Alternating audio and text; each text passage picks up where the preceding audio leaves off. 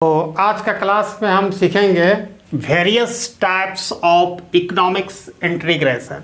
जो various type of कौन सा फॉर्म होता है, जैसा कि हम जानते हैं कि इसमें various degree and level of economics integration होता है। तो मोटा मोटी जो जितना भी possible types of economics integration, तो बेला बायलेसा ने कंसीडर किया 5 possible type of economics integration, जिसको हम कह सकते हैं एकदम सीरियल नंबर में मैंने प्रेजेंट कर रहा हूँ। Free trade area, custom union, common market, economics union और इकोनॉमिक इंटीग्रेशन। तो 1 बाय 1 करके हम लोग आज का क्लास में हम लोग सीखने जा रहे हैं।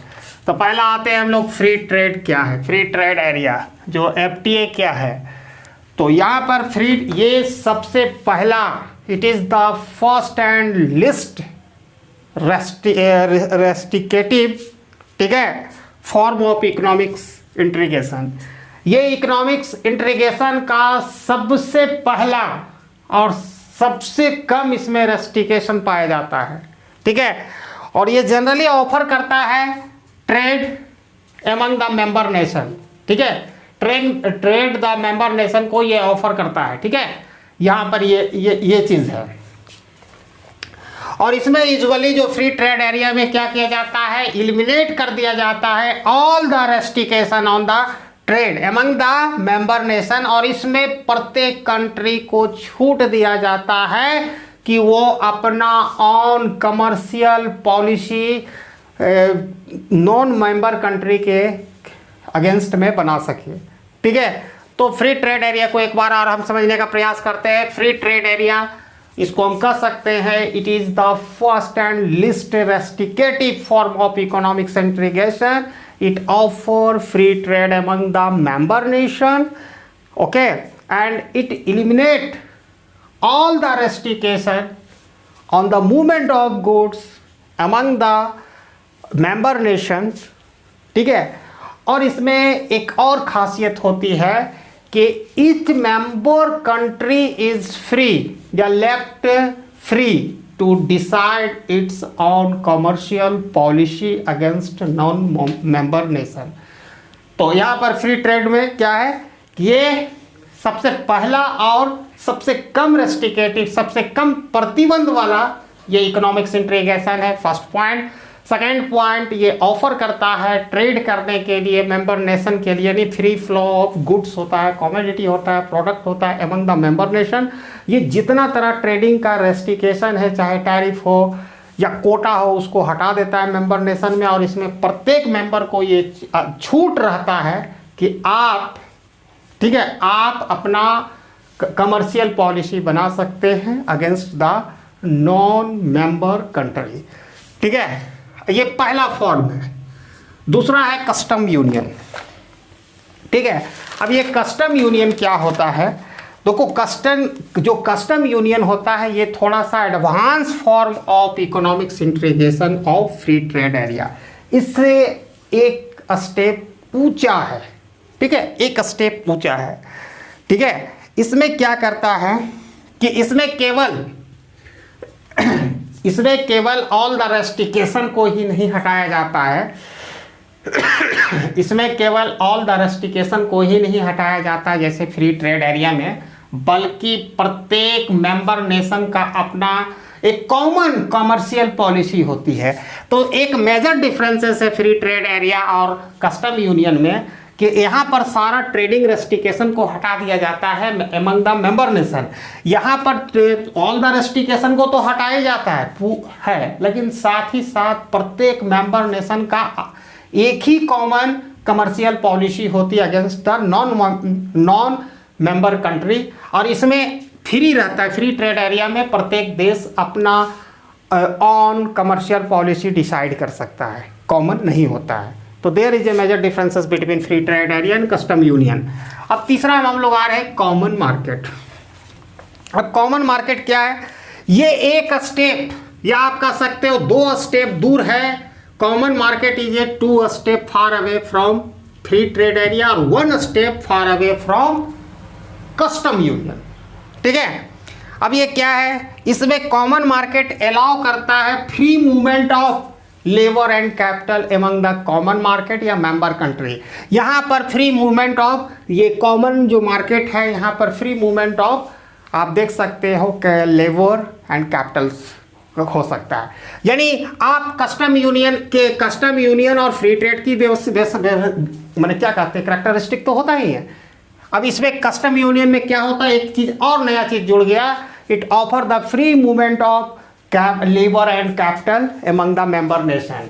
और इसके अतिरिक्त जितनी सारी विशेषताएं कैरेक्टरिस्टिक्स हैं free trade area and custom union का वो भी शामिल होता है। यानी इसके अतिरिक्त पहला तो ये ऑफर करता है नया एक तो new future free movement of labour and capital among the member nation. इसके अतिरिक्त it eliminate all the trade restriction among the member nation and it has also a common commercial policy among the member nation against the non-member country। अब चौथा आते हैं economics union. तो economics union जो है ये advance form of economics integration है या फर्स्ट जो फ्री ट्रेड एरिया से 3 स्टेप दूर, कस्टम यूनियन से 2 स्टेप दूर और कॉमन मार्केट से 1 स्टेप दूर को हम इकोनॉमिक्स यूनियन कहते हैं। इसका एक बहुत प्रोमिनेंट एग्जाम्पल है यूरोपियन यूनियन, ठीक है। तो स्टार्ट करते हैं। इसमें क्या देखने को मिलता है कि ये अचीव करता है सम डिग्री ऑफ, ठीक है, harmonisation of national economics policy through the common central bank and unified monetary and fiscal policy. और इसके अतिरिक्त जितना विशेषता कस्टम यूनियन रखता है वो सारा है। यानी कह सकते हो कि कस्टम यूनियन इज द मतलब कस्टम यूनियन ये तीनों को संभाल लेता है, फ्री ट्रेड को कस्टम इकोनॉमिक्स यूनियन जो तीनों को संभाल लेता है, free trade area, custom union and common market को। यानी इससे मतलब ये और advance form of economics integration है।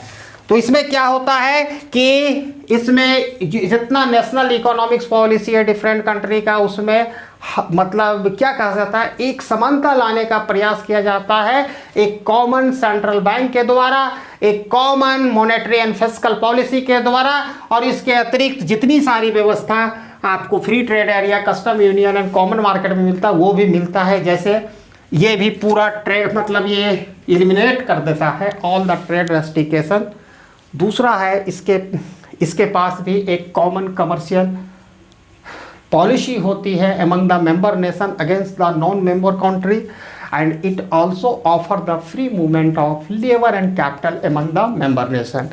और लास्ट वन जो इकोनॉमिक्स इंटीग्रेशन आपको दिख रहा है ये सबसे highest form of economics integration है, इससे बड़ा कुछ नहीं हो सकता है, ठीक है। अब इसमें क्या होता है कि ये unification of not only social but economics but also social, it is the unification of social as well as economics policy. यानी इकोनॉमिक्स इंटीग्रेशन में इकोनॉमिक्स पॉलिसी के साथ साथ सोशल पॉलिसी का भी यूनिफिकेशन यानी समानता लाया जाता है। इसमें एक सुपर नेचुरल अथॉरिटी होता है, सुपर नेचुरल अथॉरिटी, ठीक है। सुपर नेचुरल अथॉरिटी मतलब 4-5 देश मिलकर एक सुपर नेचुरल अथॉरिटी बनाता है, मतलब उसी देश का सुनता है। आप देख सकते हो 2 प्रोमिनेंट एग्जाम्पल आप कंट्री के रिस्पेक्ट में ले लो, यूनाइटेड स्टेट ऑफ अमेरिका, उसमें 3 स्टेट मिला हुआ है, यूनाइटेड किंगडम, कुछ हद तक इकोनॉमिक्स इंटीग्रेशन का वो एग्जाम्पल प्रेजेंट करता है। और इसके अतिरिक्त सारी व्यवस्था ये इकोनॉमिक्स यूनियन को भी अपने में संभालेगा, कॉमन मार्केट को, कस्टम यूनियन को, फ्री ट्रेड एरिया को।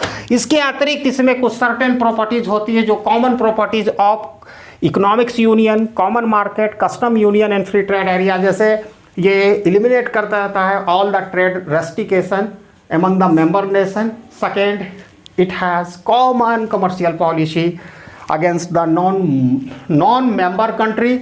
And third one, it offer free movement of labor and capital among the member nation and it has a common central bank।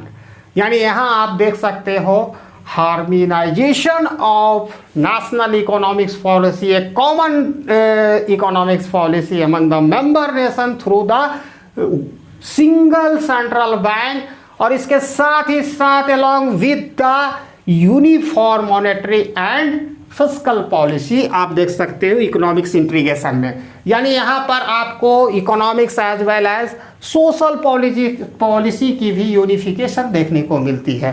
तो these are the various type of economics integration classified किया था बेलसा, ठीक है, consider किया था 5 degree.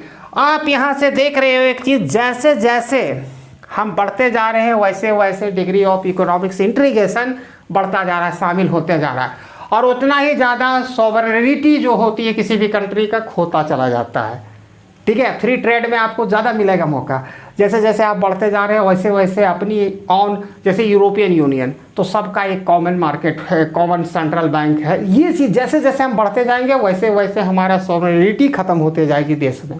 ठीक है, तो यही था आज का हमारा क्लास, था various type of economics integration.